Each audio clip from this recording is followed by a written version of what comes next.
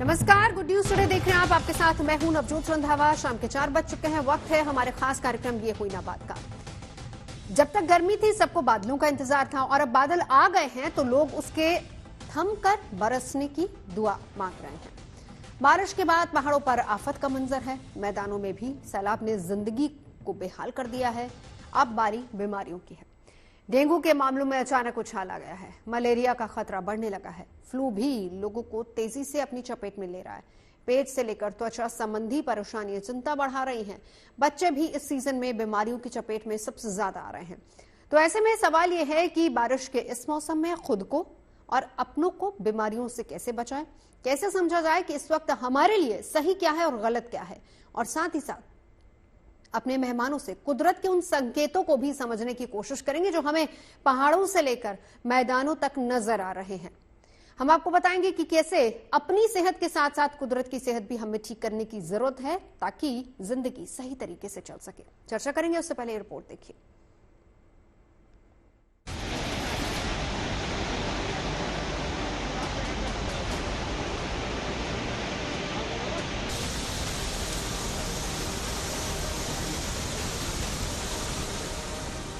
बारिश के बाद तबाही की इन तस्वीरों ने बता दिया है कि धरती की सेहत कुछ ठीक नहीं है। पहाड़ों का दरकना रोज की बात हो चली है और जिंदगी के पांव तले जमीन का खिसकना भी आम हो चला है। केदारनाथ धाम तक जाने वाले रास्तों पर जिस तरह की तबाही हुई है वो हमारे लिए किसी चेतावनी से कम नहीं है। हाल ये है कि कर्फ्यू के लिए यहाँ चिनूक को उतरना पड़ा है। राहत कार्यों के लिए सेना ने अस्थायी पुल तैयार किए हैं। एनडीआरएफ से लेकर एसडीआरएफ तक दिन रात रेस्क्यू में जुटी है। भले ही मौसम साथ नहीं दे रहा है, बावजूद इसके लगातार जो केदारनाथ धाम सहित पैदल मार्ग पर तीर्थयात्री फंसे थे उनका रेस्क्यू अभियान जारी है। प्रशासन ने यहां पर वायुसेना की मदद ली है और MI-17 और चिनूक हेलीकॉप्टर के जरिए यात्रियों का लगातार रेस्क्यू किया जा रहा है। इस समय हम गोचर हवाई पट्टी में, और आप देख सकते हैं कि चिनूक हेलीकॉप्टर यहाँ पे खड़ा हुआ है। आज सुबह मौसम खुलने के बाद चिनूक हेलीकॉप्टर ने चक्कर मारे और वहाँ पे फंसे हुए 65 यात्रियों को साथ लिया है। फिलहाल 60 से 70 लोग फंसे हुए हैं। उम्मीद की जा रही है कि उनका रेस्क्यू भी शीघ्र होगा। गोचर हवाई पट्टी में जो यात्री रेस्क्यू करके पहुंचाए जा रहे हैं उनके लिए यहाँ पे मेडिकल की सुविधा, रहने खाने की सुविधा की गई है। इसके अलावा प्रशासन के द्वारा उन यात्रियों को ऋषिकेश हरिद्वार तक बस के द्वारा भेजा जा रहा है। बारिश के बाद केवल कुदरत की सेहत ही नहीं बिगड़ी है बल्कि बारिश बीमारियों का सैलाब लेकर भी आई है। शहर शहर डेंगू के केस बढ़ रहे हैं। बरसाती बीमारियों ने घर घर दस्तक देनी शुरू कर दी है। सर्दी जुकाम से लेकर आई फ्लू तक के मामलों में लगातार बढ़ोतरी हो रही है। यही वजह है कि सरकार वक्त रहते अलर्ट मोड पर आ गई है। केंद्र सरकार द्वारा राज्यों को सतर्क रहने को कहा गया है। यही नहीं, स्कूलों को भी एडवाइजरी भेजी जा रही है। मायानगरी मुंबई की बात करें तो बीएमसी ने जो आंकड़े जारी किए हैं वो चौंकाने वाले हैं। बीती जुलाई में मुंबई में मलेरिया के मामलों में कई गुना उछाल आया है। डेंगू के मामले में कई गुना बढ़ोतरी देखी गई है। प्रदूषित पानी से होने वाली बीमारियों का ग्राफ भी तेजी से बढ़ा है। इस मामले में डॉक्टर लोगों से एहतियात बरतने की अपील कर रहे हैं। बारिश के मौसम में काफी बीमारियां बढ़ रही है। उसमें डेंगू, मलेरिया, लेप्टोस्पायरोसिस और स्वाइन फ्लू ये खास करके है। डेंगू मलेरिया मच्छर काटने की वजह से फैलती है और इसको हमें कम करना है तो जो आजू बाजू में जो जमा हुआ पानी है उसे हटाना बहुत जरूरी है। इसमें हमारी जो म्युनिसिपल कॉर्पोरेशन उनका भी सहयोग हमें मिलता है लोगों को, उस वजह से बीमारियां कंट्रोल में रहती है। और इस साल हम खास करके देख रहे हैं कि ये बीमारियां कम है, पर स्वाइन फ्लू के पेशेंट्स काफी ज्यादा है और ये पेशेंट जो फैल रहे हैं उसका कारण है एक इन्फ्लुएंजा की बीमारी। ये H1N1 नाम के वायरस के वजह से ये बीमारी फैलती है और उसका जो संक्रमण होता है वो हवा से होता है या स्पर्श करने से होता है। सो छींकने से, खांसने से इसके जो कीटाणु वो हवा में जाते हैं। जिस तरह से कोविड के पेशेंट को रोकने के लिए हम मास्क पहनते थे और खांसने के टाइम और छींकने के टाइम हम केयर लेते थे, वो केयर लेना बहुत जरूरी है। हाथों को बार बार अच्छे से धोना भी जरूरी है। तो अपना ख्याल रखने की बहुत ज्यादा जरूरत है। तमाम खास मेहमान हमारे साथ जुड़ चुके हैं, एक बार परिचय करा देती हूँ। डॉक्टर एम वली सीनियर फिजिशियन हैं और कंसल्टेंट हैं गंगाराम अस्पताल से। हमारे साथ डीके गुप्ता साहब सीएमडी हैं फेलिक्स हेल्थ केयर से। हमारे साथ गीतिका चोपड़ा जी हैं, डाइटिशियन हैं। उनसे हम जानेंगे समझेंगे कि इस मौसम क्या कुछ खाना है और क्या कुछ अवॉइड करना है। और साथ ही साथ डॉक्टर सुशील द्विवेदी एनवायरमेंटलिस्ट हैं। डॉक्टर सुशील द्विवेदी, आप ही से शुरुआत करते हुए, क्योंकि देखिए कहते हैं कि कुदरत का जो पूरा सिस्टम है, हमारी हेल्थ सिस्टम कहीं ना कहीं उससे जुड़ी हुई है। कुदरत की सेहत खराब होगी, उसका असर हमारी हेल्थ पर भी होगा। तो शुरुआत यहीं से करेंगे। पहले तो गर्मी की वजह से हम परेशान थे, उसके बाद मॉनसून आया और पहाड़ों पर ऐसे बादल बरस रहे हैं कि पहाड़ ही दरकते जा रहे हैं और उसका असर मैदानों पर भी हो रहा है। पहाड़ों की सेहत और कुदरत की सेहत कैसे ठीक की जा सकती है? देखिए नवजोत जी, पहाड़ों की सेहत या कुदरत की सेहत या नेचर की सेहत या अर्थ की सेहत मेरी आपकी सेहत से बुरी तरह से जुड़ी हुई है। बहुत ही नाजुक कनेक्शन है और उस कनेक्शन को कहीं ना कहीं से हम इंसानों ने कुछ ना कुछ उसके साथ छेड़छाड़ की है, जिसकी वजह से हम और आप ये प्रतिक्रिया नेचर की देख रहे हैं। हम कह सकते कि अगर हम 50 साल 100 साल पुरानी बात करें, तब हमारे जो फोर फादर्स थे वो प्रकृति के साथ मिलके एक तारतम्य बना के रहते थे। मतलब वो विकास भी करते थे और उनका विकास ऐसा होता था जिससे कि लीस्ट डिस्टरबेंस होता था नेचर का, प्रकृति का कम से कम नुकसान होता था। और जितना वो प्रकृति से लेते थे उससे ज्यादा देने की कोशिश करते थे, जिससे कि आने वाली पीढ़ी को एक हरी भरी सुजलाम सुफलाम वाली धरती मिल सके। लेकिन जैसे जैसे हम और आप इंसानों ने भौतिकवादी विकास किया, तो हम और आप लोग ने वर्तमान की जरूरतों को पूरा करने के लिए हम लोग नीड और ग्रीड का जो अंतर होता है वो भूल गए। एक होती जरूरत, एक होता लालच। हम लोग लालच के पीछे भागने लगे और हमने बुरी तरह से पहाड़ों के ऊपर से वन अर्थात फॉरेस्ट को खत्म किया। और फॉरेस्ट जब खत्म हुए तो कहीं ना कहीं से इंसानी सेहत सीधे सीधे प्रभावित हुई। जब भी आपने बताया तमाम प्रकार की बीमारियां, जिसमें नए नए वायरस भी इमर्ज हो रहे हैं, उसका एक बहुत बड़ा कारण ये है कि जब फॉरेस्ट खत्म हो रहा है तो इंसानी बस्तियां ज्यादा से ज्यादा और ऐसी जगह जा रही हैं जहां और जंगल है या और वन्य जीव इन जंगलों से जब फॉरेस्ट उनका खत्म हुआ तो वो सीधे सीधे इंसानी बस्तियों की तरफ आ रहे हैं। मतलब नेचर और प्रकृति का और इंसान का जो रिश्ता था वो एक दूसरे की आड़ मर्यादा रख के होता था, वो दूर हो रहा है। और हम लोग ज्यादा करीब जा रहे हैं ऐसे वन्य जीवों के, और उसके कारण नए नए वायरल डिजीज ये और हमें और आपको देखने को मिल रही हैं। और जो पर्यावरण की जो तबाही हम और आप लोग देख रहे हैं कश्मीर से कन्याकुमारी तक, वो एक दिन की नहीं, हर दिन ये हम हर साल और हर दिन और हर जन्मदिन से लेके किसी भी दिन पर जो भी कार्य करते हैं वो कहीं ना कहीं से प्रकृति को नुकसान पहुंचा रहे हैं। और आज हम इस स्थिति में पहुंच गए हैं कि आज हमें इन्वायरमेंटल इमरजेंसी की सिचुएशन हो गई है। मतलब विकास हमारे लिए विनाश का दूसरा नाम हो गया है। बिल्कुल, जबकि विकास विनाश का दूसरा नाम। आपने ये टर्म यूज की है। डॉक्टर एम वली, आपके पास आना चाहूंगी। विकास तो हमने बहुत कर लिया, तरक्की हमने बहुत कर ली, साइंस में बहुत तरक्की कर ली। आज देखिए मेडिकल साइंस में नई नई दवाइयों का इजाद हो गया है और बहुत ज्यादा तरक्की भारत ने की है। लेकिन वही बात है कि हमने कुदरत के मामले में कितनी तरक्की की, हमने कुदरत को या फिर अपने एनवायरनमेंट को कितना ज्यादा ठीक किया है, क्योंकि कहीं ना कहीं हमारी सेहत उसी से जुड़ी हुई है। अब देखिए बारिश हो रही है, पहले गर्मी की वजह से बीमारियां, अब मौसमी बीमारियों का खतरा अलग से। बिल्कुल, हमारा शरीर जो है वो अडेप्ट नहीं कर पाता है एक मौसम को, और दूसरा मौसम शुरू हो जाता है। Number 1। Number 2, density of population भी इसमें किसी हद तक जिम्मेदार है। हम लोग जलवायु परिवर्तन को तो देखिए हैं कि कुछ हम नहीं कर पा रहे हैं और कोई अचीवमेंट हम नहीं कर पा रहे हैं, सिर्फ बातें बातें होती हैं। बड़े बड़े मुल्कों में इसके लिए हम मिलते हैं। इसी तरह मेडिकल की जो बीमारियां होती हैं, पानी नहीं है होटलों में बर्तन धोने के लिए। तो आजकल अच्छी अच्छी जगह जहां पहले मैं देखता था 10 साल पहले, वहां इन्फेक्शन खाने में नहीं होता था, अब मैं उन अच्छी जगहों को भी देख रहा हूँ, वहां से भी लोगों को इन्फेक्शन हो रहा है। अभी एक बहुत अच्छी जगह एक फंक्शन हुआ, मेरे एक दोस्त वहां गए, उन्होंने वहां का पानी पी लिया। 3 दिन से वो हॉस्पिटल में है, गैस्ट्रोएंटेराइटिस हुआ उनको, लूज मोशन हुए, डिहाइड्रेशन हो गया। और ये बच्चों को बहुत हो रहा है। बच्चे आजकल बाहर का खाना खा रहे हैं और बाहर कितनी हाइजीन होती है। वो खाना जो आपको रात को 2 बजे आता है, वो सुबह कितने बजे बना है और आपको रात के 2 बजे पूरा एक दिन गुजरने के बाद आपको मिल रहा है खाने को। उसको भी नहीं पता होता है। तो हाइजीन और स्टोरेज दोनों एक प्रॉब्लम बन गया। अभी तक तो हाइजीन की हम बात करते थे, अब मैं बात करता हूँ स्टोरेज की।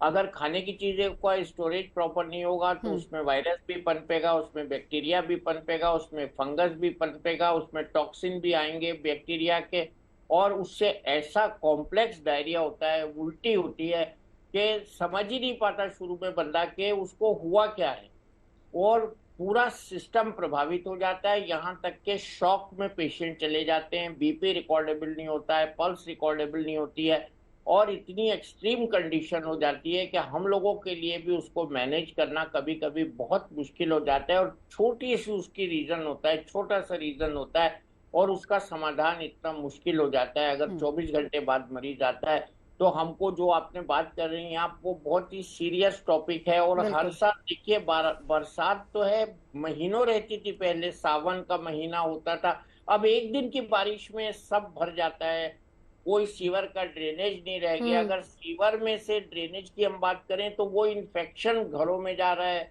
रिवर्स इन्फेक्शन हो रहा है, जो सीवर का पानी है वो पीने के पानी में मिल रहा है कहीं ना कहीं। तो ये सब जो फैक्टर्स हैं ये हमारी सेहत से बहुत ज्यादा जुड़े हुए हैं। बरसात पहले भी होती थी लेकिन इतना पानी नहीं भरता था, बरसात पहले भी आपने सही कहा डॉक्टर साहब की जरा सा पानी, जरा सी बारिश आती है और किस तरीके से सीवर का पानी हमारे पीने वाले पानी में मिल जाता है और वहीं से बीमारियां ज्यादा बढ़ती हैं। डॉक्टर गुप्ता, आपको भी इंक्लूड करना चाहूंगी। और सबसे ज्यादा अगर हम कहें कि वल्नरेबल कंडीशन में अगर कोई होता है तो वो बच्चे हैं। बिल्कुल ठीक कह रहे हैं नवजोत। तो पहली बात तो मैं एक बात बताऊंगा कि मानसून में बच्चे नहीं बड़े भी लगभग डबल रिस्क बढ़ जाता है इन्फेक्शन का। मतलब अगर नॉर्मली विंटर सीजन में या नॉर्मल सीजन में अगर आपको कोई इन्फेक्शन के चांसेस 1% है तो इसमें 2% हो जाता है, मतलब डबल हो जाता है। बिकॉज इस समय वातावरण में मॉइस्चर बहुत होता है, बहुत सारा ह्यूमिडिटी होती है, उसकी वजह से बैक्टीरियल और वायरल ग्रोथ बढ़ जाती है। और सबसे इंपॉर्टेंट जो अगर डिवाइड करें कौन कौन सी बीमारियां होती है मानसून में, तो बहुत इंपॉर्टेंट है।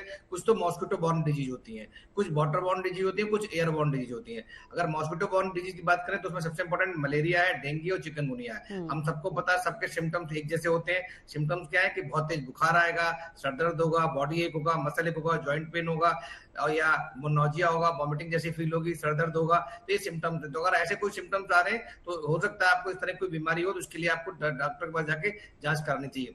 इसके अलावा दूसरा जो बता रहे हैं वाटरबॉर्न डिजीज कौन सी है, इसमें टाइफाइड है, कॉलरा है, गैस्ट्रोएंटेराइटिस है, लेप्टोस्पायरोसिस है, और हेपेटाइटिस ए और हेपेटाइटिस ई है। इसके अलावा कोलाइटिस और डिसेंट्री है। ये ऐसी बहुत सारी बीमारियां हैं जो waterborne disease because of poor personal hygiene जो होता है, जिससे बाढ़ का पानी भर गया, पानी ज्यादा गंदा आ गया, नालियों का पानी घर में पहुंच गया, या गंदा पानी पिया, आपने पानी को बॉयल नहीं किया, आपने जो पानी उस घर में आपने आरओ नहीं लगा रखा है, तो कहीं ना कहीं वाटरबॉर्न डिजीज बहुत फैलती है। और तीसरा होता है एयरबॉर्न डिजीज, जो सबसे इंपॉर्टेंट है, जिसमें कोल्ड और फ्लू, जैसे आपने बात करते हैं फ्लू के साइन बढ़ जाते हैं, स्वाइन फ्लू है, या नॉर्मल जो इवन कोविड के चांसेस बढ़ जाते हैं, इन्फ्लुएंजा है, कंजक्टिवाइटिस है, ये सारे इस समय बीमारियां बढ़ जाती हैं। तो ओवरऑल ये 3 तरह की बीमारियां हैं। 3 तरह की सब बीमारियों के सिम्टम्स कॉमन होते हैं मोस्टली। जो हम बात करते हैं स्पेशली जो फीवर वाली बीमारियां, इसमें जैसे मलेरिया और टाइफाइड है, इनके फीवर सिम्टम्स कॉमन है। तो इसलिए बहुत इंपॉर्टेंट है, अगर किसी को भी ये सिम्टम्स आ रहे हैं, जिसमें बुखार है, सरदर्द है, बॉडी एक है, मसल एक है, या ज्वाइंट पेन है, नोजिया है, वॉमिटिंग है, हेडेक है, या पेन एब्डोमेन है, तो कोई ना कोई आपको बैक्टीरियल वायरल इलनेस हो सकती है। तो बेहतर है आप डॉक्टर से संपर्क करें, अपने टेस्ट कराएं, जांच कराएं, और जैसा इलाज हो उसके हिसाब से इलाज करें। बहुत इंपॉर्टेंट बात है कि हम इन सब बीमारियों को प्रिवेंट कर सकते हैं। ये सब प्रिवेंटेबल डिजीज है, बिकॉज ऑफ पुअर हाइजीन की वजह से हो रही है। और खास करके जो मॉस्किटो बॉर्न डिजीज है इंडिया में बहुत कॉमन है। इस समय डेंगू के पेशेंट बहुत बढ़ जाते हैं, मलेरिया के पेशेंट बहुत सारे बढ़ जाते हैं। तो कहीं ना कहीं हमें घर में जो रहते हैं तो घर में अंदर मच्छरदानी का उपयोग करें, घर के जो दरवाजे खिड़कियां उनको बंद रखें, उनमें जालियां लगा दें। घर के अंदर क्या नाम, बच्चों को अगर बाहर जाते हैं तो वो फुल स्लीव के कपड़े पहन के जाएं, आउटडोर एक्टिविटीज को अवॉइड करें, मॉस्किटो रिपेलेंट का यूज करें, इससे मच्छरों से बच सकते हैं। घर के आसपास पानी इकट्ठा ना होने दें। इन सबको अवॉइड करेंगे तो जो मॉस्किटो बॉर्न डिजीज है, मलेरिया, डेंगू, चिकनगुनिया, इनसे बच सकते हैं। और अगर बात करते हैं वाटर बॉर्न डिजीज की, तो घर में साफ पानी पिए, बॉयल करके पानी में, हैंड हाइजीन का ध्यान रखें आप, और घर में जो खाना पीना है वो खुला ना रखें, खाने को जल्दी कंज्यूम करें, बाहर का खाना अवॉइड करें। बहुत बिल्कुल, यानी बासी खाने को अवॉइड करना चाहिए। मैं लौटती हूँ डॉक्टर साहब, अब खाने की बात हुई है तो डाइटिशियन हमारे साथ हैं ही डॉक्टर गीतिका। डॉक्टर गीतिका, बहुत इंपॉर्टेंट है, ऐसे समय में हमें क्या खाना चाहिए और क्या नहीं खाना चाहिए? बिल्कुल, यानी बासी खाने को अवॉइड करना चाहिए। मैं लौटती हूँ डॉक्टर साहब, अब खाने की बात हुई है तो डाइटिशियन हमारे साथ हैं ही डॉक्टर गीतिका। डॉक्टर गीतिका, बहुत इंपॉर्टेंट है ऐसे समय में हमें क्या खाना चाहिए और क्या नहीं खाना चाहिए? सबसे इम्पोर्टेंट है नवजोत कि हमें seasonal fruits and seasonal vegetables खाने चाहिए। सीजनल फ्रूट्स जैसे एप्पल, पियर, अनार, बनाना, इन सब में क्या होता है, वाटर लेवल कम होता है और ये सीजनल भी है, आपको न्यूट्रिशन भी पूरा मिलेगा। तो जब वाटर लेवल कम होगा तो वाटर बोर्न डिजीजेस जो होती हैं उनसे आप प्रिवेंट कर सकते हैं अपने आप को। मेरे पास बहुत सारी क्वायरीज होती हैं जिसके अंदर लोगों को पकौड़े खाने का मन करता है कि बारिश के मौसम में पकौड़े खाने हैं। हम बाहर से पकौड़े खाने के बजाय आई विल प्रेफर कि हम होममेड पकौड़े बनाएं, सरसों के तेल में बनाएं। नॉन स्टिक पैन पे आप बना लो उसको, आप नॉन स्टिक तवे पे तलने के बजाय आप उसको तवे पे सेक कर बना लो। अब उसके अंदर आप ब्रेड पकौड़े भी बना सकते हैं, आलू के, गोभी के, पनीर के, जो भी आपको पकौड़े खाने हैं वो आप खा सकते हैं। इस सीजन में हमें कोल्ड बेवरेजेस और ठंडी चीजें लेने के बजाय हम लोगों को लिक्विड्स इनटेक हॉट वाला इंक्लूड करना चाहिए। जैसे वेजिटेबल सूप्स इंक्लूड कर सकते हैं, ब्रॉथ इंक्लूड कर सकते हैं वो अपनी डाइट में, ग्रीन टी इंक्लूड कर सकते हैं क्योंकि वो आपको एंटीऑक्सीडेंट्स देगी। विटामिन सी और विटामिन ई रिच चीजें इंक्लूड करनी चाहिए, जैसे सिट्रस फ्रूट्स का इंटेक हाई कर दीजिए। गर्म दूध के अंदर आप हल्दी डालकर और जो हमारा नट्स का मिश्रण है जिसके बारे में मैं बात करती हूँ हमेशा, मखानाज हो गया, आलमंड हो गया, वॉलनट हो गया, पंपकिन सीड्स, सनफ्लावर सीड्स, इन सबको आप मिक्स कर अगर आप घोल कर अगर आप गर्म दूध में पियेंगे, आपकी इम्यूनिटी भी बूस्ट अप होगी, आपकी बॉडी में स्ट्रेंथ और एंड्योरेंस भी बनेगी। मेरे पास बहुत सारी क्वायरीज आती हैं जब बच्चे बोलते हैं उनको कमजोरी हो रही है या ओल्ड लोग बोलते हैं हमें बहुत ज्यादा वीकनेस हो रही है, तो ये आपकी बॉडी पे ओवरऑल फिटनेस का काम करेगा। बाहर का फ्राइड खाने के बजाय हम घर पे बनाएंगे, बाहर का खाना खाने के बजाय होममेड फ्रेश फूड खाएं, दैट इज बेटर, क्योंकि इन्फेक्शन के चांसेस रेनी सीजन में बहुत ज्यादा हो जाते हैं। प्रोबायोटिक्स इज वेरी इंपॉर्टेंट, वो जरूर इंक्लूड करें डाइट में। वो दही के फॉर्म में हो सकता है, वो आलमंड मिल्क के फॉर्म में हो सकता है। आलमंड मिल्क भी घर में आराम से बन जाता है। आप मुट्ठी भर बादाम को भिगो दीजिए, उसको छील के पानी के साथ पीस लीजिए, बादाम का दूध बन गया, वो बहुत अच्छा है। फर्मेंटेड फूड्स जैसे इडली, डोसा, वो इंक्लूड करिए डाइट में। ये सब रेनी सीजन में बहुत हेल्प करे।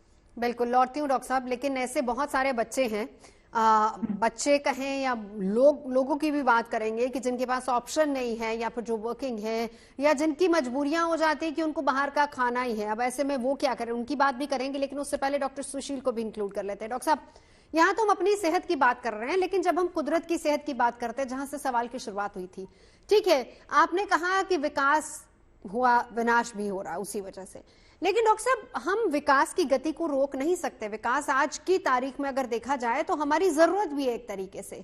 बावजूद इसके क्या हम ये कहेंगे कि विकास हो रहा है उस वजह से कुदरत का इस तरीके से हमें देखने को मिल रहा है कि पहाड़ टूट रहे हैं, या फिर हम इसका कोई और इफेक्ट भी हो सकता है, कोई मौसमी इफेक्ट भी इसका हो सकता है? नहीं, अगर देखिए जैसा आपने कहा नवजोत जी कि विकास हमें जरूरी है, बिल्कुल विकास जरूरी है, शौक से विकास करिए, लेकिन क्या विकास करने के स्थान पर जो हम डिफॉरेस्टेशन कर रहे उसके स्थान पर क्या रिफॉरेस्टेशन नहीं कर सकते और पेड़ पौधे नहीं लगा सकते क्या? ये तो हमें और आपको, ये हमारा नैतिक दायित्व है। ये तो हमें समझना पड़ेगा कि हमें पुराने समय से तमाम प्रकार की जड़ी बूटियां या रोटी, कपड़ा, मकान या संसाधन हमें जंगल से प्राप्त हुए। जंगलों को धरती के फेफड़े कहा जाता है, और ये हमारे देखा होगा आपने, पुराणों में भी लिखा हुआ है, वेद पुराणों में, कि एक पेड़ 10 पुत्र समान माना गया है। भारत की कल्चर में, हमारी पुरानी रवायतों में भी ये सारी चीजें हैं कि हम नदियों की, जंगल की पूजा करते थे। लेकिन इधर कुछ 50-60 साल से या 100 साल के आसपास से जो विकास बहुत तेजी के साथ बढ़ा, तो हम और आपने बिना किसी वैज्ञानिक दृष्टिकोण के चीजों को अंधाधुंध तरीके से खत्म करना शुरू कर दिया। अब मिसाल के रूप में अगर आप जंगल खत्म करेंगे तो बहुत सारे ऐसे परिंदे होते हैं, ऐसे जीव जंतु होते हैं, ऐसे वाइल्ड लाइफ होते हैं जिनका वो बसेरा घर है, तो वो कहाँ जाएंगे? वो इंसानी बस्तियों की तरफ आएंगे, या फिर उनको रहने को नहीं मिलेगा, उनका अवैध शिकार होगा, तो कोई स्पीसीज अगर खत्म होगी तो पूरा इकोसिस्टम डिस्टर्ब होगा। हम और आप लोग जो एक उदाहरण और दूं मैं, जैसे कि 4 धाम परियोजना या ऑल वेदर रोड बनाया गया, बहुत अच्छी बात है, उसे बनाना चाहिए, लेकिन क्या हमारे पूर्वज इतने सालों से क्या इतने बुद्धिमान नहीं थे? क्या उन्होंने इतने ऊंचाई पर इतना विशाल मंदिर बनाया? क्या वो पहले होटल या रेस्टोरेंट या घर नहीं बना सकते थे उसके आसपास? क्या हम ही आप इतने ज्यादा बुद्धिमान हुए या इतना ज्यादा हम लोगों में विवेक आया? ये हमें सोचना पड़ेगा कि जो पहाड़ हैं वो क्या हमारा इतना भार सहन कर सकते हैं? इतना हमारी आबादी का भार सहन कर सकती है, इतने टूरिस्ट वहां जा रहे हैं, उनके लिए सैनिटेशन की प्रॉब्लम हो सकती है या उनके रहने के लिए, और हमने बिना सोचे समझे विकास को अंजाम दिया और उसके फलस्वरूप हम और आप लोग ये ऑल आज वेदर देख रोड्स रहे तो हैं। आज की जरूरत है ना। अब पड़ोस में देखिए चीन है, वहां तक अगर चीन अपनी सड़कें बना रहा है तो यहाँ पर हमें भी तो अपनी सेना को तैयार रखना होगा। ऑल वेदर रोड आज की जरूरत है और उस हिसाब से बन रहा है। बिल्कुल है जरूरत, बिल्कुल, लेकिन उसके साथ साथ जो फॉरेस्ट कवर हटाया गया वो फॉरेस्ट कवर को मेंटेन किया जाए। और देखिए नवजोत जी, ये ग्लोबल प्रॉब्लम होती है इन्वायरमेंट से रिलेटेड। अगर चीन ने भी अगर धरती के साथ नाइंसाफी की है या यूएसए ने की है, तो हम और आप लोग भुगत रहे हैं वो चीज ग्लोबल वार्मिंग के रूप में। उन्होंने अपने समय में ऊर्जा की जरूरतों के लिए खूब फॉसिल फ्यूल जलाया, कोयला जलाया और ग्रीन हाउस गैस छोड़ी, और आज हम और आप लोग एक इमर्जिंग इकोनॉमी के रूप में हमें और आपको बार बार कहा जा रहा है कि भाई आप लोग ऊर्जा के ऐसे स्रोतों की तरफ जाइए। तो ये ग्लोबल इशू हैं, चाहे कोई चीन हो, चाहे यूएसए हो, चाहे रशिया हो, चाहे वेस्टर्न कंट्री यूरोप या कोई भी देश हो सकती है, इंडिया। अगर कोई भी इन्वायरमेंट के साथ ज्यादा छेड़छाड़ करता है तो उसके परिणाम स्वरूप ये हम लोग विनाश की लीला देखेंगे ही। और हर विनाश में एक हिडन मैसेज छिपा हुआ है, और उस मैसेज से अगर हमने नहीं कुछ सीखा भविष्य के लिए, तो आगे आने के लिए ये तो अभी छोटी छोटी झांकी हैं। पूरी पिक्चर देखने के लिए हमें और आपको तैयार रहना पड़ेगा। भविष्य में हमें आपको ऐसे कई थपेड़े सहन करने पड़ेंगे जो मानवता के लिए बहुत ही घातक सिद्ध होंगे। इससे बड़ी पिक्चर क्या हो सकती है कि हर साल सड़कें बनती हैं और हर साल मानसूनी सीजन में, खास तौर पर अगर उत्तराखंड की बात करें जिसके लिए कहा जाता है कि पहाड़ कच्चे हैं और बार बार वहां पर पहाड़ दरकते हैं, अभी भी देखिए कि सेना को वहां पर लगाना पड़ा है रेस्क्यू ऑपरेशन के लिए। डॉक्टर वली, आपके पास आते हुए, कुदरत की सेहत भी ठीक करनी है और अपनी सेहत भी ठीक करनी है, दोनों जरूरी है। बिल्कुल, देखिए अपनी सेहत के लिए तो हाइजीन बहुत जरूरी है। पहले मैं ये पॉइंट क्लियर कर दूं, आपने बहुत बड़ा मुद्दा उठाया कि डेवलपमेंट चाइना होता है, हम भी करेंगे, बिल्कुल करेंगे। कागज पे हम लिखते हैं पहाड़ तोड़ना है मैनुअली, लेकिन हम उसको ब्लास्ट कर देते हैं, तो वो ब्लास्ट की जो वाइब्रेशन होती है वो पहाड़ों में चली जाती है। मेरे पास लोग आते हैं पहाड़ों से दिखाने में, उनसे पूछता हूँ भाई ये क्या हो रहा है, वो कहते हैं जी ये पहाड़ जो है मुस्तकिल ब्लास्टिंग की वजह से, वाइब्रेशन की वजह से कमजोर हो रहे हैं। ऐसा नहीं है, पहाड़ों में भी शक्ति है, बहुत बड़ी शक्ति है, लेकिन हम उनके साथ जो उनको वाइब्रेशन से कमजोर कर रहे हैं उस पर बहुत बड़ा चेक रखना पड़ेगा। अब आती है हाइजीन की बात। हाइजीन में बचपन से लेके बड़ों तक हमको हाइजीन सिखानी पड़ेगी। माफ कीजिएगा, मैं यहाँ से शुरू कर रहा हूँ। हाइजीन, हाथ धोने की जब हम बात करते हैं तो हम नाखून काटने की बात नहीं करते हैं।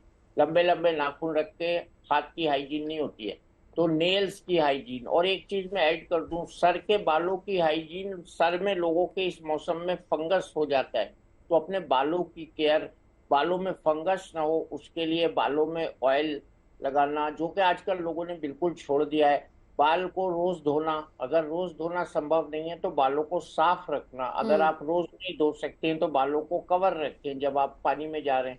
वो पानी जो बालों की जड़ों में जाता है उससे भी इन्फेक्शन होता है। इसी तरह हम जो खा रहे हैं, मैंने पहले भी कहा था, हमको ये पता नहीं होता कितना स्टेल खाना हम लोग खा रहे हैं। खानों को लाके रख देना, फिर 2 दिन बाद फ्रिज से निकाल के खाना, ये भी पहले नहीं होता था, अब होता है। उसको हमको शेल्फ लाइफ के हिसाब से कंज्यूम करना है। बच्चों को इस मौसम में बाहर खाने के लिए बिल्कुल समझाना है, प्रेरित करना है उनको कि घर का खाना खाएं, गर्म चीजें खाएं, अगर बाजार जाके खाएं। ठंडी चीजें रूम टेम्परेचर पे जो सर्व होती हैं वो बिल्कुल ना खाएं। स्टेल खाना ना खाएं, अच्छी जगह खाना खाएं, ताज़ा खाना खाएं।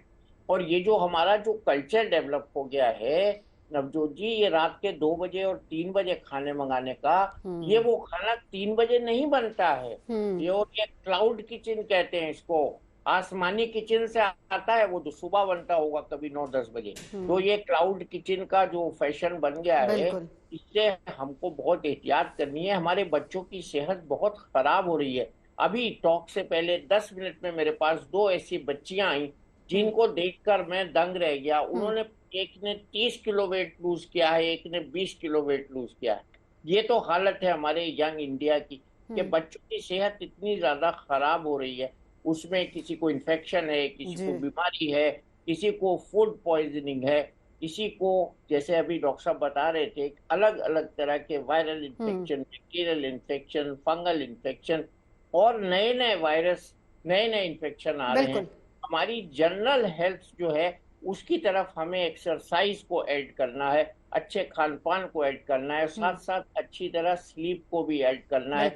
जनरल हेल्थ, अभी मैं पढ़ रहा था गवर्नमेंट के गोल्स, SDG गोल्स हैं हमारे, जिसमें हमें अचीव करना है स्वस्थ भारत, और पूरी दुनिया के लिए है ये गोल।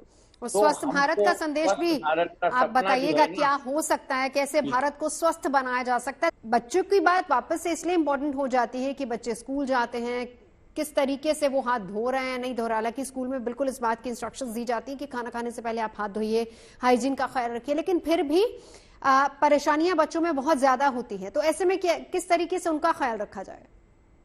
ये नवजोत बिल्कुल ठीक करें। बच्चे जो है मानसून के मौसम में ज्यादा ससेप्टेबल होते हैं एडल्ट से कंपैरिजन में, उनकी थोड़ी इम्यूनिटी कम होती है, और थोड़ा सा जो हाइजीन का पॉइंट है उतना हम अच्छे से कंप्लायंस कम हो पाता है बच्चों में, बिकॉज उनको बार बार ट्रेनिंग देनी पड़ती है, फॉलो करना पड़ता है। तो कहीं ना कहीं बच्चों का बहुत ध्यान रखने की जरूरत है, स्पेशली तीनों तरह की बीमारियां, चाहे वो वाटरबॉर्न डिजीज हो, चाहे मॉस्किटो से फैलने वाली बीमारियां हो, या एयरबॉर्न डिजीज हो। तो पहले बात करते हैं एयरबॉर्न डिजीज, जिसमें खास इस समय बच्चों में कफ कोल्ड काफी होता है। कफ कोल्ड मतलब वायरल इन्फेक्शन, जिसमें इन्फ्लुएंजा है, कोरोना वायरस है, या दूसरे बहुत सारे अदर वायरस होते हैं जिनकी फैमिलीज के इन्फेक्शन इस समय फैल रहे होते हैं। तो इनसे क्या ड्रॉपलेट इन्फेक्शन होते हैं, तो इसमें ध्यान रखना बच्चों को। रेस्पिरेटरी हाइजीन के बारे में बताता है कि खांसते छींकते समय वो हैंकी यूज करें या एल्बो यूज करें, डायरेक्टली ऐसे ना छींकें, बार बार हैंड वॉशिंग या हैंड हाइजीन का ध्यान रखें। घर के अंदर किसी को भी अगर इस तरह के सिम्टम्स हैं कि खांसी है, जुकाम है, बुखार है, गले में दर्द है, तो उनको घर में ही रखें, आइसोलेट रखें, क्वारंटाइन में रखें, उसको स्कूल ना भेजें। तो इन सब चीजों का ध्यान रखेंगे तो हम वायरल जो इन्फेक्शन है, स्पेशली जो ड्रॉपलेट इन्फेक्शन, इनसे बच सकते हैं। दूसरा है वाटरबॉर्न डिजीज, जिसमें खासकर गैस्ट्रोएंटेराइटिस बहुत कॉमन है बच्चों में, वायरल डायरिया बहुत कॉमन है, जिसमें बच्चों को हल्का फीवर आता है, पेट दर्द होता है, लूज मोशन होती है, वॉमिटिंग होती है, कभी कभी सीवियर डिहाइड्रेशन हो सकता है, या ब्लड में स्टूल में ब्लड आ सकता है, और कभी कभी बच्चों को भर्ती भी करना पड़ता है। तो इस समय इनका जो मेन कारण है जो फीकोर रूट है, जिसमें टाइफाइड की वजह से कभी कभी पेट में गड़बड़ होती है, या एक्यूट गैस्ट्रोएंटेराइटिस होती है जो वायरल या बैक्टीरियल दोनों तरह हो सकती है, या लेप्टोस्पायरोसिस है हो सकती है। तो इनको बचने के लिए तरीका है कि हैंड हाइजीन का ध्यान रखें, घर का खाना खाएं, बाहर का खाना ना खाएं, खुला हुआ खाना ना खाएं। जैसा डॉक्टर साहब बता रहे थे, बाहर के खाने आजकल बहुत ऑर्डर हो रहे हैं, और खास करके जो मिल्क एंड मिल्क से बनी चीजें हैं, डेयरी प्रोडक्ट्स हैं, जैसे पिज्जा है या हमारा जो केक्स हैं, पेस्ट्री है, आइसक्रीम है, इनमें टाइफाइड या अन्य बहुत तरह के बैक्टीरिया होते हैं जो पेट खराब करते हैं, लूज मोशन, वॉमिटिंग, डायरिया, दस्त करते हैं। तो इनसे बचने के लिए इन सब चीजों का ध्यान रखना है। अगर किसी को बच्चे को घर में लूज मोशन, वॉमिटिंग हो रही तो घबराने की जरूरत नहीं है, ORS का पानी पिलाएं उसको, या घर में नारियल पानी है, छाछ है, दलिया है। इसी से जुड़ा एक सवाल डॉक्टर साहब, आपको रोक रहे हूँ। दो चीजें लगातार जो बच्चों में देखी जा रही है। देखिए, एक तो ये वाला मौसम है, बच्चे जिसको हम कहते हैं कि गर्म सर्द, बाहर जाएंगे तो ह्यूमिडिटी, और अगर फिर उसके बाद AC में आ जाएंगे, यहां से कहीं ना कहीं कोल्ड कफ शुरू होता है, और उसके बाद अभी बच्चे उससे भी नहीं उबर पाते कि उनका स्टमक वायरल शुरू हो जाता है। तो ये दोनों चीजें एक साथ चल रही हैं। बिल्कुल सही कह रहे हो। और नॉर्मली जो वायरल इन्फेक्शन है ना, इसमें दोनों सिम्टम्स होते हैं बहुत बार, कि बच्चों में खास करके कोल्ड कफ तो होगा, जिसको अपर रेस्पिरेटरी ट्रैक्ट इन्फेक्शन बोलते हैं, और साथ में डायरिया भी होता है, गैस्ट्रोएंटेराइटिस भी होती है। तो इसलिए बच्चों में दोहरी मार पड़ती है। तो इसलिए इस समय ध्यान रखें तो बच्चों को वैक्सीन जरूर लगवाना। जैसे इन्फ्लुएंजा का वैक्सीन लगवाने से 60-70% चांसेस हो जाते हैं जो इन्फ्लुएंजा वायरस के इन्फेक्शन कम होने के। दूसरा है, बहुत सारे हेपेटाइटिस A का वैक्सीन है जो अवेलेबल है, वो लगवाना चाहिए बच्चों को। इसके अलावा बहुत सारे निमोनिया के वैक्सीन, हिप के वैक्सीन है, वो लगवाना चाहिए। इस समय बहुत जगह मम्स, मीजल्स वगैरह भी फैलता है, तो MMR का वैक्सीन अवेलेबल है। तो मैं पहले बोलूंगा prevention is better than cure. तो पहले तो वैक्सीन, प्रिवेंटेबल जितनी डिजीज है सबके वैक्सीनेशन टाइम पे लगवाने। दूसरा, जो अपने लाइफ स्टाइल में चेंज कर सकते हैं, हैंड हाइजीन है, रेस्पिरेटरी हाइजीन है, उसको चेंज करें। मच्छरों से बचने के लिए बच्चों के लिए बहुत इंपॉर्टेंट, नॉर्मली हाफ पैंट में और टी-शर्ट में स्कूल जाते हैं, इस समय अवॉइड करना चाहिए। मेरे हिसाब से फुल बाजू की शर्ट होनी चाहिए, फुल पैंट होनी चाहिए, मुझे पूरे होने चाहिए, जूते पहन के जाएं। और मच्छरों के लिए मॉस्किटो रिपेलेंट क्रीम्स हैं, ट्यूब्स हैं, बहुत सारे नेचुरल ऐसी चीजें अवेलेबल है, जिससे कोई साइड इफेक्ट नहीं, उनको ला के भेजें।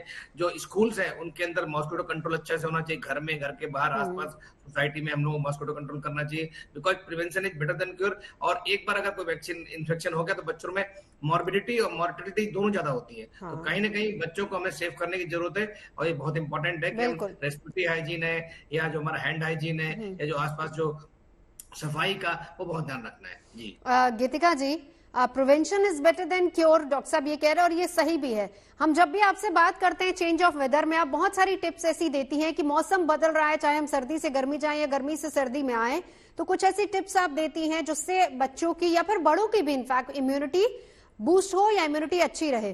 तो आज भी मैं चाहूंगी कि इस मौसम में किस तरीके से बच्चों की इम्यूनिटी या बड़ों की इम्यूनिटी को हम बूस्ट कर सकते हैं, कौन सी ऐसी डाइट हम ले सकते हैं जिससे इम्यूनिटी ठीक ठाक रहे?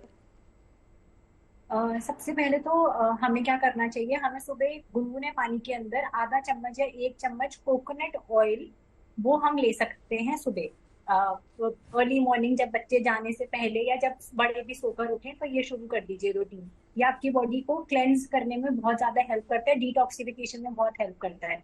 और रात को सोने से पहले टर्मरिक हल्दी का दूध जरूर पी के सोएं, चाहे वो बड़े हो किसी भी एज के लोग हो, हल्दी का दूध को जरूर ऐड करें डाइट में।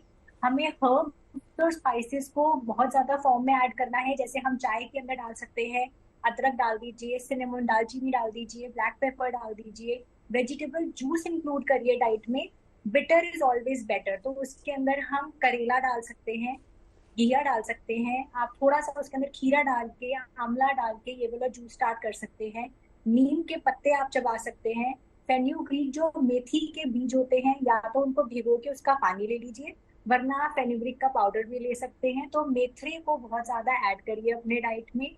ये सब चीजें अगर हम ऐड करते हैं तो इट रियली हेल्प्स। हाइड्रेशन का लेवल हाई रखना बहुत जरूरी है। तो विटामिन सी को ऐड करने के लिए, जैसे आपने बोला कि कई कितने लोग वर्किंग है उनको बहुत ज्यादा दिक्कत होगी, या बच्चे भी नहीं कर पाते इतना ज्यादा, तो आप सिंपल नींबू पानी पीना शुरू कर दीजिए ताकि विटामिन सी चला जाए आपकी बॉडी के अंदर। और हाइड्रेशन जितना हाई रहेगा, क्योंकि इतनी ह्यूमिडिटी है, इतना ज्यादा स्वेट आ रहा है, तो विटामिन सी के लिए लेमन को स्क्वीज कर सकते हैं अपने सैलेड्स में, अपनी सब्जी के अंदर।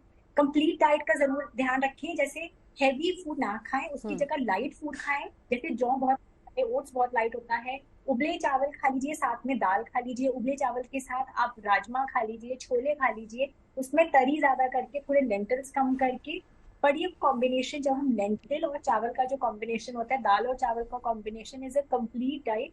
और उसके अंदर अगर हम थोड़ी सी पालक डाल देंगे, क्योंकि रेनी सीजन में हमें ग्रीन लीफी वेजिटेबल्स कभी भी रॉ नहीं खानी चाहिए, तो हम कुक्ड वेजिटेबल या कुक्ड पालक को हम अच्छी तरह नहीं, लेकिन ग्रीन लीफी वेजिटेबल्स को तो रेनी सीजन में अक्सर ये भी कहा जाता है कि अवॉइड करें, तो हमें खुद भी नहीं लेना। अगर आपको लेना है तो आप उसको अच्छी तरह से उबाल के ले सकते हैं, सीटी लगाकर। So you can cook and take it, but उसको कच्चे नहीं लेना। रॉ सैलेड्स बिल्कुल भी नहीं लेने, raw food raw form we can not take it. Doctor Sushil, अब आपके पास आते हुए, ये तो बात हुई हमारी इंसानों की सेहत की, अब कुदरत की सेहत की ही बात करते हैं वापस से। मौसम और जो ला नीना इफेक्ट है, ये कितना जिम्मेदार है इसके लिए? जो आपने मौसम कहा, एक्चुअली इसे क्लाइमेट चेंज कहते हैं, ग्लोबल वार्मिंग, या फिर धरती के अलग अलग हिस्सों में ला नीना इफेक्ट या एल निनो इफेक्ट जो होता है, इसकी वजह से अनयूजुअल कहीं पर बहुत ज्यादा बारिश हो जा रही है, या कहीं पर बहुत ज्यादा गर्मी है, या आपने ऐसी जगह देखी होंगी जहां कभी बारिश नहीं होती थी, वहां बहुत ज्यादा बारिश देखने को मिल रही है। और सीजन्स भी तो डॉक्टर साहब चेंज होते जा रहे हैं ना, अनप्रिडिक्टेबल। देखिए दिल्ली में एक समय होता था, दिल्ली हम अदरवाइज भी मानसून सीजन की बात कर लेते हैं, एक समय होता था कि बारिश हो रही है, लगातार हो रही है, और फिर उसके बाद बारिश आती थी। लेकिन अब तो पता ही नहीं कि बारिश कब होगी, 10 मिनट की बारिश होती है और उसके बाद ह्यूमिडिटी होती है। सीजन्स बिल्कुल सितंबर अक्टूबर तक में बारिश हो जाती है। अनप्रिडिक्टेबल हो गया ना, ये पूरा फिनोमेनन ही अनप्रिडिक्टेबल हो गया। पहले मैं बुंदेलखंड से ताल्लुक रखता हूँ, वहाँ चौमासा कहते थे, 4 महीने बारिश होती थी, धीमे धीमे ये सावन के महीने में बढ़िया रिमझिम बारिश होती थी, आनंद लेते थे। पहले बारिश जब होती थी तो ये खुशियां लाती थी, खुशियों से हम लोग सराबोर होते थे। और अब बारिश होती है, आप देखते होंगे किसी भी शहर में, तो ये तबाही और विनाश और बाढ़ का दूसरा नाम हो जा रही है। मतलब हमारे आसपास हम लोग जलमग्न हो जा रहे हैं। तो हमें आपको सोचना पड़ेगा ना कि आखिर ऐसा क्या हुआ कुछ सालों में कि जो बारिश हमें और आपको नाचने पे मजबूर कर देती थी, खुशियां मनाने पे सराबोर कर देती थी, और वही बारिश आज हमारे लिए विनाश की एक आहट लाती है, या हमारी चिंताएं बढ़ा देती है। हमारे आपके घरों में पानी घुस जाता है, या फिर दिल्ली में आपने देखा कि 2 दो होनहार जो कुछ छात्र की मौत हो गई, जो कि बेचारे लाइब्रेरी जैसी पवित्र जगह में पढ़ाई कर रहे थे। तो ये सोचना पड़ेगा, ये कहीं ना कहीं से हम और आप लोगों ने अपने भले के लिए जो भी प्रकृति के साथ छेड़छाड़ की, और मुझे लग रहा है कि ये छेड़छाड़ को कम करने में या मौसम को अच्छा बनाने में जो मिशन लाइफ आजकल चल रहा है भारत सरकार का, स्कूली बच्चों के लिए चल रहा है, लाइफ स्टाइल इन एनवायरमेंट, मतलब कुछ अपने जीवनचर्या में कुछ ऐसे परिवर्तन करें। तो अब लोगों को इस तरफ आना पड़ेगा, सोचना पड़ेगा, नहीं तो वो दिन दूर नहीं कि जब हम कितना भी अच्छे मकान बना लें, कितने भी कंक्रीट के जंगल तैयार कर लें, लेकिन अगर हम अपने नेचर को बचाने के लिए आगे नहीं आए तो ये नेचर हमें माफ नहीं करेगी, प्रकृति हमें माफ नहीं करेगी। महात्मा गांधी जी ने बहुत पहले कहा भी था कि इस धरती के पास, इस नेचर के पास मेरी आपकी जरूरतें पूरा करने के लिए सब कुछ है, लेकिन मेरा आपका लालच पूरा नहीं कर सकती। तो इस बात को स्वीकार करना पड़ेगा। लेकिन एक चीज और यहाँ पर मैं ऐड ऑन कर देती हूँ। देखिए, आपने बहुत अच्छी बात कही कि डिफॉरेस्टेशन तो हम कर रहे हैं क्योंकि विकास हो रहा है, तरक्की हो रही है, एफॉरेस्टेशन की बहुत ज्यादा जरूरत है। अब इसी से जुड़ता हुआ, क्योंकि सर एक चीज हम और भी मानेंगे कि आजकल हम देख रहे हैं कि रिवर्स माइग्रेशन हो रहा है। बहुत सारे लोग आजकल शहरों में नहीं रहना चाह रहे हैं, लोग चाह रहे हैं कि वो वापस अपने गांव देहात की तरफ चले जाएं। ये भी एक बड़ी बात है और गवर्नमेंट को इस ओर भी सोचना होगा कि किस तरीके से उन एरियाज को डेवलप किया जाए ताकि शहरों पर जो बोझ है पॉपुलेशन का वो भी थोड़ा कम हो। नवजोत जी, हर जगह के एक संसाधन सीमित है ना, कैरिंग कैपेसिटी है, इस धरती की भी कैरिंग कैपेसिटी है। और आज जिस ढंग की हम लोग जीवन अपना चर्या चल रहे हैं, लाइफ स्टाइल जी रहे हैं, वो संसार अगर अमेरिका की तरह, यूएसए की तरह हम लोग जिए तो हमें 5 धरती के बराबर हमको अर्थ का एरिया और रिसोर्स चाहिए। या इंडिया के अनुसार ही कहें तो कहा जाता 1.7 अर्थ चाहिए। आपको याद होगा कि अभी कुछ ही दिन पहले 1 अगस्त को अर्थ ओवरशूट डे पूरे दुनिया में मनाया गया। मतलब 1 अगस्त तक हमने इस साल के जो संसाधन थे वो खत्म कर दिए। अब मतलब सितंबर, अक्टूबर, नवंबर, दिसंबर तक हम अगली साल के संसाधनों को खींचेंगे, मतलब उधार पे जिंदगी जिएंगे। मतलब ये समझ लीजिए कि मुझे कुछ सैलरी मिलती हो वो मैं खर्च कर दूं, बाकी फिर दूसरों से उधार लेके काम चलाऊं। तो ये हमें आपको सोचना पड़ेगा कि हम लोग कैसा विकास चाह रहे हैं। हम अपनी आने वाली पीढ़ी को, आने वाले जो हमारे आगे आके जो नौनिहाल आएंगे, जो दुनिया को बनाएंगे, उनके लिए एक ऐसी धरती देंगे जिनके पास संसाधन ही नहीं मिलेंगे अच्छे से रहने के लिए, वो बीमार रहेंगे, उनकी इम्यूनिटी अच्छी नहीं होगी, उन्हें वातावरणीय थपेड़ों को सहन करना पड़ेगा। और ये सबको सही करने में मुझे लग रहा है अगर आप जैसे मीडिया संस्थानों की बहुत बड़ी भूमिका है। ये मिशन लाइफ हुआ या गुड ग्रीन डीड हुआ, ये सब बच्चों के मन में अगर हमने डाल दिए कि व्यवहार में किस प्रकार से परिवर्तन करना है, स्वभाव में कैसे परिवर्तन करना है, अपनी जरूरतों के लिए कितना हमें प्रकृति से लेना है, कितना देना है, कौन कौन से अच्छे कार्य करने हैं जिससे प्रकृति हमें शुक्रिया कहेगी, थैंक यू कहेगी, और अपने कार्बन फुटप्रिंट कैसे कम करने हैं, कैसे हमें आपको कार्बन इमिशन कम करना है। मिसाल के रूप में कोई बच्चा अपनी गाड़ी से जा रहा है स्कूल, तो वो 4 या 6 बच्चों को अपने साथ अगर दे दिया उसने अपने साथ लिफ्ट, तो उसके कार्बन फुटप्रिंट डिवाइड हो गए। या फिर पब्लिक ट्रांसपोर्ट, मेट्रो या बस का इस्तेमाल किया तो उसके कार्बन फुटप्रिंट कम, या फिर वो साइकिल से जाए या पैदल जाए, या फिर इस प्रकार के जैसे अभी हमारे पैनलिस्ट ने बताया कि आसपास उगे और मौसम में लगे फलों का सेवन, अर्थात लोकल फूड का सेवन करें। इम्यूनिटी बूस्ट करेंगे, हमारे आसपास के किसानों के लिए भी एक प्रकार से संजीवनी के रूप में पैसा भी उनके पास पहुंचेगा। तो ये हमें आपको सोचना पड़ेगा, हमें इंडिविजुअल इनिशिएटिव की बहुत ज्यादा जरूरत है। डॉक्टर वली, आपके पास आते हुए मैंने पहला सवाल आपसे कहा था कि हमने तरक्की बहुत ज्यादा कर ली है, मेडिकल साइंस ने तरक्की कर ली है। यहीं से जुड़ा हुआ एक और सवाल डॉक्टर साहब, आज कोई भी बीमारी हो, हर बीमारी की दवाई और उसका इलाज उपलब्ध है, क्यों ना हम ये कहें कि वो बीमारी हो ही नहीं, ऐसी क्यों नहीं एक मुहिम छेड़ी जाती कि वो बीमारी हो ही नहीं ताकि उसकी दवाई बनाने की जरूरत ही ना पड़े। नवजोत, आपने बहुत सही चीज की तरफ इशारा किया है। सबसे बड़ा जो इस वक्त हमारे सामने प्रॉब्लम है वो नौजवानों की बिगड़ती हुई कार्डियक हेल्थ का है, और ये प्रिवेंटेबल है। तो इस बात की कोशिश अब हम लोगों ने गंगाराम में अभी एक रिसर्च की है जिसमें हमने पता लगाया कि कोलेस्ट्रॉल को 14 साल 15 साल की उम्र में वॉच करना चाहिए, न कि 45 साल की उम्र में। तो ये प्रिवेंटेबल जो कॉजेज हैं, और ये पूरी दुनिया ने ली है ये रिसर्च हमारी कार्डियोलॉजिकल सोसाइटी ऑफ इंडिया के थ्रू, और ये पिछले ही महीने रिलीज हुई है।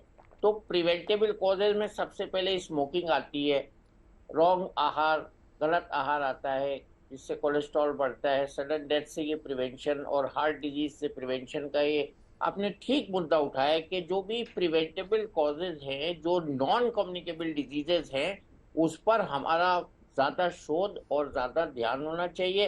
और ये इन्फेक्शंस वगैरह जो ओवर क्राउडिंग से होते हैं उसके लिए हम पॉपुलेशन कंट्रोल पे ध्यान देंगे। लॉन्ग टर्म स्ट्रेटेजी है और इसको हम कोशिश कर रहे हैं कि ये आए, और इसके लिए गोल्स बने हैं जिसको हम वर्ल्ड वाइड SDG 3 गोल्स के नाम से जानते हैं, और उसमें टोबैको सेसेशन और टू लिव हेल्दी, ये सबसे इम्पोर्टेंट उसका गोल है कि लोग डिजीज फ्री रहें, ये उसका गोल है। और इसके लिए कोशिश बचपन से बच्चों में शुरू होनी चाहिए, तब जाके कहीं हमारे जो एडल्ट बच्चे हैं वो स्वस्थ रहेंगे। आज आधे बच्चों का स्वास्थ्य खराब है इसलिए कि वो दुबले हैं, आधे बच्चों का स्वास्थ्य खराब है इसलिए कि वो मोटे हैं जरूरत से ज्यादा। तो हेल्दी बच्चे देखने को आजकल नहीं मिलते हैं, न हेल्दी लड़कियां देखने को मिलती है, न लड़के देखने को मिलते हैं। कोई बहुत दुबला है, कोई बहुत ओबीज है, और इससे रिलेटेड जो जिसको हमने नाम दे दिया है लाइफस्टाइल डिजीजेस, इसके प्रिवेंशन जो है बहुत आसान है और वो घर से बिल्कुल घर से शुरू होने चाहिए। प्लेट से शुरू होता है, बिल्कुल उस प्लेट पे हमको कंट्रोल करना। बिल्कुल। डॉक्टर DK गुप्ता, अर्थ डे मनाना, एनवायरमेंट डे मनाना, पोस्टर मेकिंग कंपटीशन, ये सब तो बहुत हो जाते हैं, लेकिन सवाल यहाँ पर ये है कि इस पर अमल कितना होता है। उन पोस्टर्स के जरिए हम संदेश तो देते हैं, देखिए स्कूलों में तो मुहिम चलती है, लेकिन बच्चा जैसे ही स्कूल क्रॉस करके कॉलेज में जाता है वो सब भूल जाते हैं। किस तरह की इनिशिएटिव की जरूरत है अभी? देखिए, हमें ना पब्लिक को सेंसिटाइज करने की जरूरत है, उनको टच मूव इंस्पायर करने की जरूरत है, सो दैट वो लोग इनरोल हो और जो हम लोग बात कर रहे हैं उसके अंदर रजिस्ट्रेशन करें या उसकी तरह क्रियाकलापों का पालन करें। कहीं ना कहीं एक मुहिम जैसा आप बात कर रहे थे अभी नवजोत, कि आंदोलन, जन आंदोलन चलाने की जरूरत है, एक मुहिम चलाने की जरूरत है जिसमें सब लोग मिलकर, इलेक्ट्रॉनिक मीडिया है, प्रिंट मीडिया है, सोशल मीडिया है, बुद्धिजीवी है, डॉक्टर्स हैं, इंजीनियर्स हैं, लीडर्स हैं, सेलिब्रिटीज है, सब मिलकर जब हम अपने पर्यावरण की बात करेंगे और इसके जो क्या साइड इफेक्ट हो सकते हैं, क्या हार्मफुल इफेक्ट हो सकते हैं, क्या कॉम्प्लिकेशन हो सकते हैं, हमारी जो अगली जनरेशन, एक्चुअली होता क्या है, हम लोग विजन नहीं करते कि हमारी जो अगली जनरेशन आने वाली है उन पे क्या प्रभाव पड़ेगा पॉल्यूशन का, चाहे एयर पॉल्यूशन हो, वाटर पॉल्यूशन हो। सर, अगली जनरेशन तो छोड़ दीजिए, अगले साल क्या इफेक्ट होने वाला है हम उस तक का नहीं सोचते हैं। आप सोचिए, साल दर साल ये मौसम, ये बदलता मौसम, ये कुदरत हमें संदेश दे रही है साल दर साल। जी, तो यही बिल्कुल बजाने की जरूरत है हम सबको मिलके, और जब तक हम लोग सब लोग मुहिम नहीं चलाएंगे, आंदोलन नहीं चलाएंगे, जब तक बार बार इनके दिमाग में भरेंगे नहीं कि भैया जो आप एक्टिविटीज कर रहे हैं, क्रियाकलाप कर रहे हैं, कुछ भी काम कर रहे हैं, वो इन्वायरमेंट फ्रेंडली है नहीं है। अगर नहीं है तो वहीं रुक जाओ, वहीं स्टॉप हो जाओ और कुछ ना कुछ उसका नया अल्टरनेटिव लगाओ, उसके बाद आगे बढ़ो। अगर जब तक ये नहीं करो, साथ में सरकार को मुझे लगता है कुछ कठिन या बड़े कदम उठाने की जरूरत है, जिसमें कंप्लायंस बहुत इंपॉर्टेंट है। पॉलिसीज बन चुकी हैं, सारी इंप्लीमेंट हो चुकी हैं, वर्जन 1 वर्जन 2, बट कहीं ना कहीं ग्राउंड लेवल पे रियलिटी अभी बहुत दूर है। कहीं ना कहीं मुझे लगता है सरकार को भी इस पे बड़ा कदम उठाने की जरूरत है और हम सब मिलकर काम करेंगे। सबको इंडिविजुअल इनिशिएटिव और सरकार की तरफ से भी कदम उठाने की जरूरत है, कुछ पॉलिसीज बदलने की भी जरूरत है। डॉक्टर गीतिका, एक लास्ट कमेंट आपसे। व्हाट आई सजेस्ट इज, मेरे पास इतने सारे केसेस आ रहे हैं, बच्चों को ग्लूटेन इंटॉलरेंट, गट इश्यू टॉलरेंट के केसेस बढ़ते जा रहे हैं। तो ये एक रिक्वेस्ट है पेरेंट्स को भी, और जो ग्रोइंग जनरेशन है, अपकमिंग जनरेशन है, लाइफस्टाइल चेंज की तरफ ध्यान रखें अपना, टाइम पे सोएं, और आई एम नॉट सेइंग कि जल्दी 7 बजे उठ जाइए, पर कम से कम एक सर्केडियन रिदम फॉलो करिए, सन के साथ उठिए व्हेन सन राइजेस, और टाइम पे सोइए और एडिक्वेट डाइट लीजिए, प्रोसेस फूड कम खाइए, please stop ordering food from outside, hydration का लेवल बहुत ज्यादा हाई रखिए बॉडी के अंदर। अगर 1% आप आज कुछ खा लेते हैं, प्रोसेस्ड फूड्स या कुछ एक्स्ट्रा खा लेते हैं, तो उसको फ्लश ऑफ करके ग्रीन टी या फ्रूट कर उसको फ्लश ऑफ जरूर करिए। कुल मिलाकर नेचर फर्स्ट के थीम के साथ अगर हम अपनी जिंदगी को जिएंगे तो नेचर भी ठीक रहेगी और हमारी सेहत भी। बहुत बहुत शुक्रिया तमाम खास मेहमानों का हमारे साथ जुड़ने के लिए।